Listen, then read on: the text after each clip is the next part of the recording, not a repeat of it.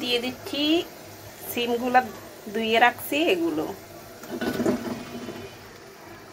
সিমের সিজনে সিমের কেজি হবে 10 টাকা, আর এই সিম নিয়ে আসছি 280 টাকা করে, 250 গ্রাম সিম এনেছি। কারণ এখন একটু দাম হলো, খেতে অনেকটাই মজা, আর যখন দাম অনেক কম হবে তখন এতটা মজা লাগে না। ভালোভাবে কষানো হয়ে গেছে, এখন দিয়ে দিব যতটুকু ঝোল রাখবো ঠিক ওই পরিমাণ মতো পানি দিয়ে দিব। এখন ফুটার জন্য অপেক্ষা করব, ফুটার পরে জালটা একটু কমিয়ে দিব।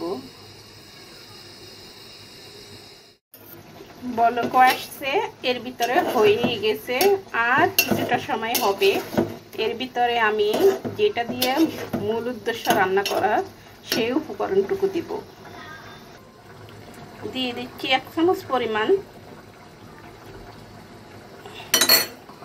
এখন ভালো করে লাড়ে দিব। এটা শীতকালীন তরকারি, তাই শীতের উপলক্ষে রান্না করছি। সরিষাটা যদি সবসময় ব্যবহার করা হয় ইনশাআল্লাহ সর্দি কাশি খুব কমই হবে। আমি লবণটা দিয়ে দিয়েছি, কিন্তু মনে ছিল না, স্কিপ করা ছিল ভিডিওটা। সত্যি অসাধারণ মজা হয়েছে। একটু মুখে দিয়ে লবণ দেখলাম, তাই বুঝতে পারলাম খুবই মজা হয়েছে। এভাবে ট্রাই করে দেখবেন আর আমাকে সাপোর্ট করবেন। ইনশাআল্লাহ সাপোর্ট দিলে সাপোর্ট পাবেন। দেখুন না, দেখতে যেমন হয়েছে, সত্যি বলছি খেতেও এর থেকে বেশি টেস্ট হয়েছে।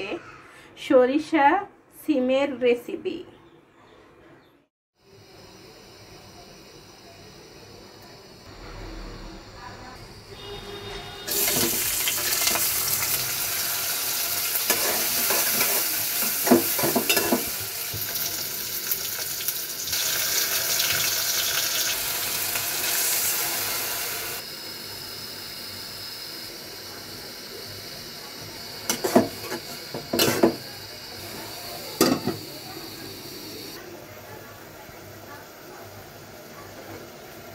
দিয়ে দিচ্ছি সিমগুলো ধুয়ে রাখছি এগুলো।